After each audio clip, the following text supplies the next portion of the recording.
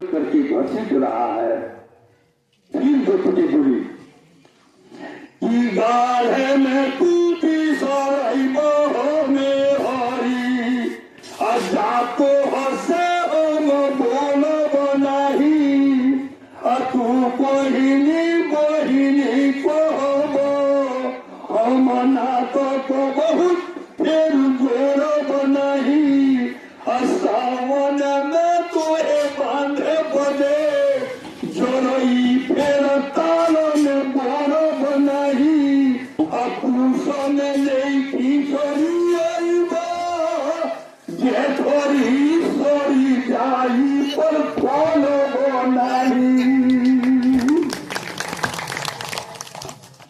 फिर द्रौपदी बोली बहिनी के सोने हो सोनी गीतिया फिर गाय बनाही अभी भोले मोलबे मुँह नहीं हो सासुर बीच देखाए बनाही अगार संकेत परे क्या तनो बीरना को हंस के गोहराए बनाही अके को तू बहिनी पूछिए पर नाम तुहारो बताए बनाही। द्रौपदी बोली कि इस संतान समय में जब लाएगा तो कोई पुष्प बल की है द्रौपदी तुम किसका बहन हो तो एक भैया तेरा नाम तक नहीं पता होगी। फिर द्रौपदी बोले ये के प्रभु मन नारही है ओ बहिन बेचावा बेटिया बड़ हुई हन और सौरी पोताल बजे हम के तोहे भेज के भौजी जरूर बोलियो ताही दिने हम जाए बना पुरुखा भी तोहर बनाई न पैहन तू हाथवा मोरवा छोड़बा तोर सौरी बिना पोतले रह जाई। फिर द्रौपदी बोली ऐसे करे के तोहे ना के में तू बहिनी तू बनौलो आयाजू से टूटलो ना तो हमें बहिनी कोही के ना को बहु बोह रही हो जाको हसे मुँह नहीं देखाए तू हमसे मुँह नहीं देखियो चौको सुंदर सोनो संफगदा तीनों के अचार बनाई के खोइयो जब हमारा काम लाइलो और हमेशा तू चक्र सुदर्शन के नाम ले लो तो चक्र सुदर्शन के अचार बना के खा लेगा। अब द्रौपदी फिर बोली फातली नाई कन्हाई को है तब काजन को सपियो पराई देशो को हारन बाटे जन्म को ले लो शिवा को कपारे चढ़ाई कंस के जे हल में रोते तोरी के चोरी गईली जे अपन माई अजे न भैले अपन महातारी के को भगवान के हुई हो भाई ये अपने मतारी के नाम भाई आज जगह गोल में दवा फाटा वाला दवा के हाथ में चलेगा तो अरे गोल में तो कहियो दवा फाटा न टूटा जरी मजदूर के हाल। फिर द्रौपदी बड़ी द्रौपदी अब प्रार्थना करती है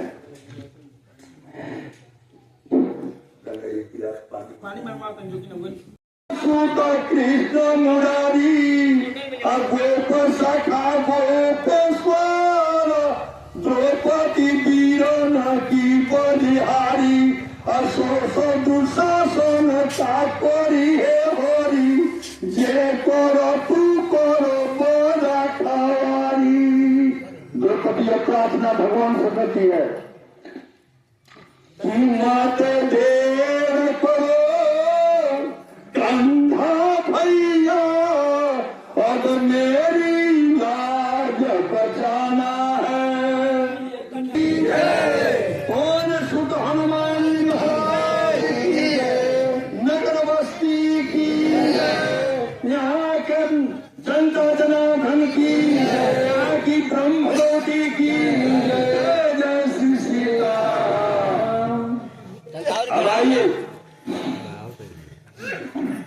भगवान कृष्ण उस समय में द्वारिका में अपनी महल में सोई हुई थी और आंखों रानियां सेवा में लगी हुई थी।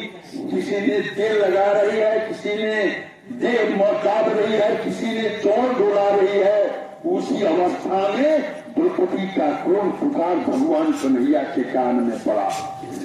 सपना दीन देखो पीरला, बोली पोली बोलिया भगो मारी, जैसे बोला वो कभी आई के, उनसे कबू दोहरावत नहीं। अब कुलैले हिया जो सकापे दिया, अपना ही उठी हाथ गधा पर गई, बोहिया फोर की अंगुरी कर की, अब चक्र सुदर्शन मान तो नहीं। भगवान कन्हैया बड़ी जोर से झटका देकर के स्टोन से उठे। रूप भार महामद भार, कहा संभरी हरि से हर भैले, अबही अबही आईनी, तोर कही देहिया को सके अंगरैले, अजोसने पूरे छाती कर रुखमी, कबारी में नहीं समझले, अब भैले कुठार बंधु सहाय, नंद के नाहर बाहर गए। द्रौपदी भगवान कृष्ण जब झटका देकर के पलंग से उठे तो आंखों रानियां नीचे गिर पड़ी और बड़ी जोर से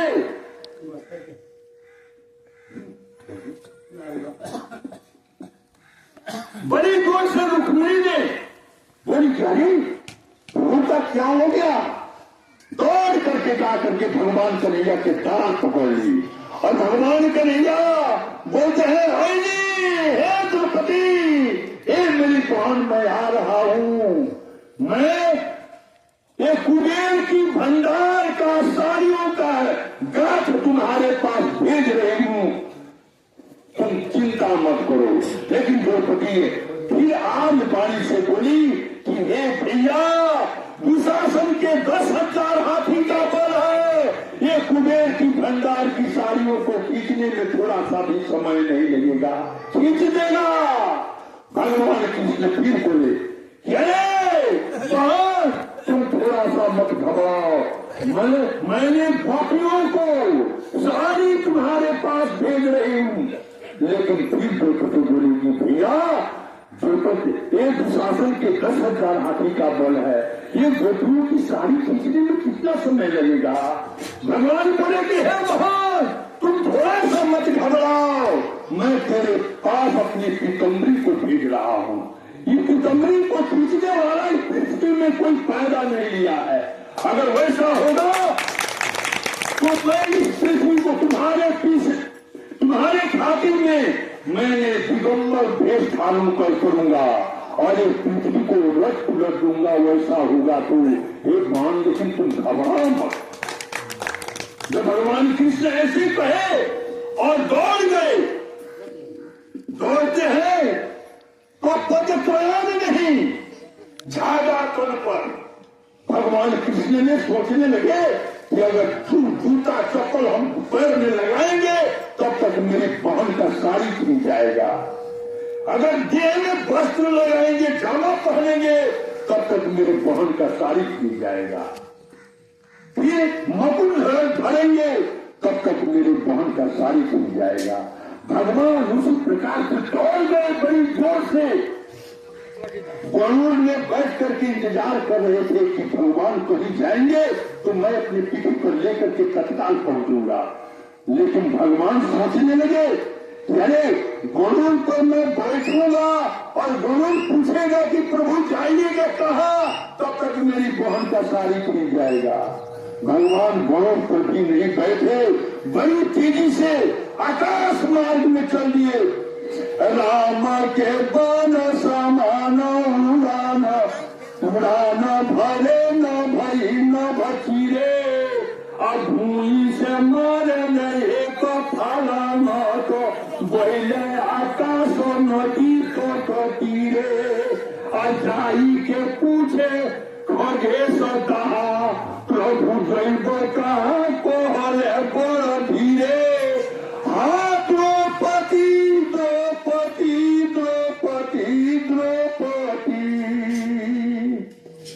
भगवान जब राम के बाण के समान तेजी से आकाश में दौड़ गए तो गौरव ने सोचने लगे कि भगवान कहाँ इतना तीव्र गति से जा रहे हैं, ये मुझे अपमान करते हैं। भगवान मैंने आके पलकत में हजारों को चलने वाले मैं हूँ और भगवान मुझे क्या करके अकेले कहाँ जा रहे हैं।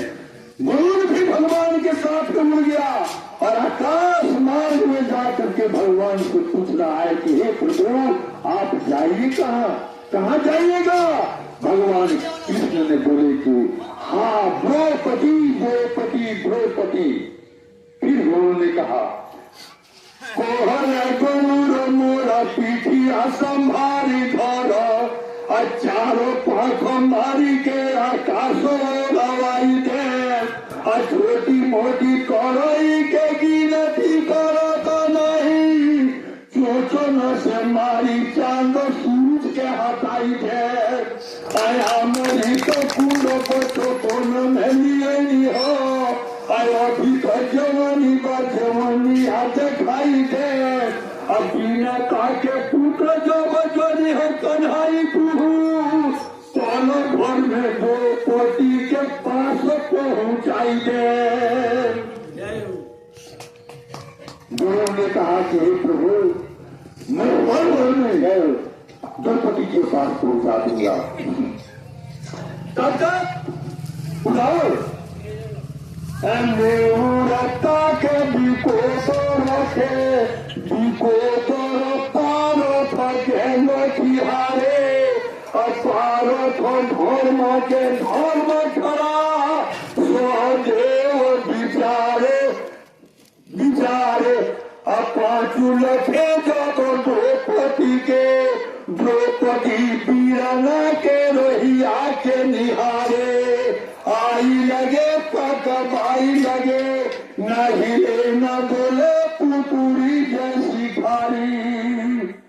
और भगवान की अर्जुन देखते हैं, अर्जुन भीम के तरफ देखते हैं, पांचों भाई जब द्रौपदी की तरफ देखते हैं तो द्रौपदी अपने भैया कन्हैया के शेर में नाच रही है, खड़ी होकर के पुकार रही है, अपने भैया की इंतजार कर रही है।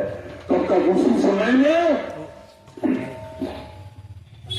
केहू गोहार न लागो कबा, जेकरा संगवा घूमली सोत भोरी।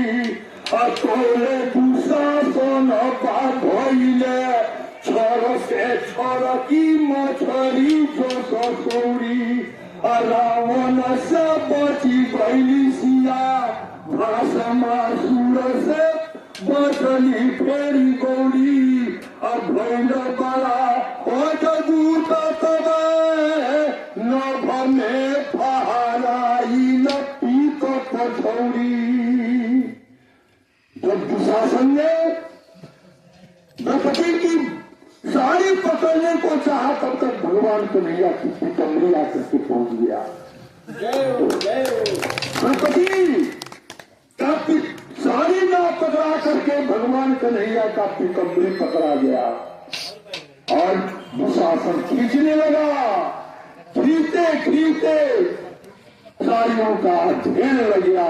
तब भीष्म पितामह ने बोले कि अरे दुराचारी, तूने अभी तक जान खटा रहा है, तुझे विनाश का घड़ी जाने वाले हो। तुम नहीं जानते हो, एक नारी के शरीर में 1 से 2 ही साड़ी काफी होता है। द्रौपदी बिलाय कही है कि अंधा का बेटा चच्चोनर होता है। अरे साड़ियों का पहाड़ लग गया, ढेरी लग गया, अभी तक तूने जान खटा रहा है मूर्ख।